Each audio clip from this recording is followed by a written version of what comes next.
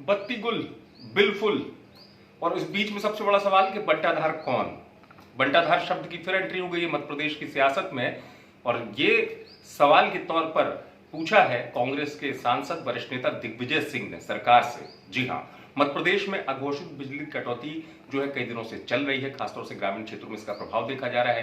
तो इस पर अब सरकार को घेर दिया दिग्विजय सिंह ने। दिग्विजय सिंह ने ट्वीट किया और बंटाधार शब्द की याद दिलाई। ट्वीट को आप देखिए, दिग्विजय सिंह ट्वीट में लिखते हैं, वर्षा ऋतु में हाइडल प्रोजेक्ट्स जो है पूरी बिजली पैदा करते हैं। कृषि की मांग नहीं है।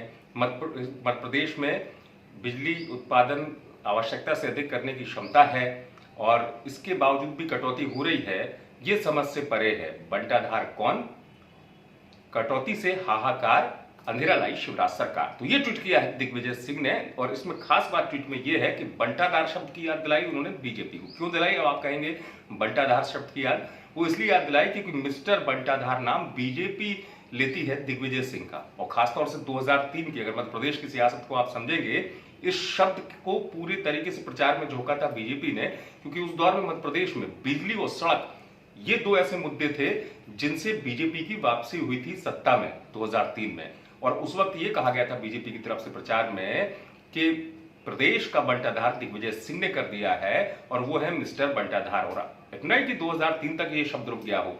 जब भी प्रदेश के विकास की बात होती है, बीजेपी ऐसे ही बंटाधार शब्द का उपयोग करती है दिग्विजय सिंह के लिए, उनको घेरती है और कहती है कि प्रदेश का बंटाधार दिग्विजय सिंह ने कर दिया था, बीजेपी ने विकास किया। तो बीजेपी इस तरीके से घेरती है इस शब्द से, लेकिन अब खुद दिग्विजय सिंह ने घेर दिया सरकार को इस शब्द के जरिए कि बताइए असल में बंटाधार कौन है।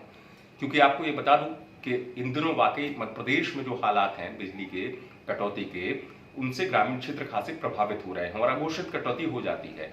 इस अघोषित कटौती के चलते खासी समस्या भी देखी जा रही है। सरकार की तरफ से भी माना गया इस बात को कि बिजली संकट है।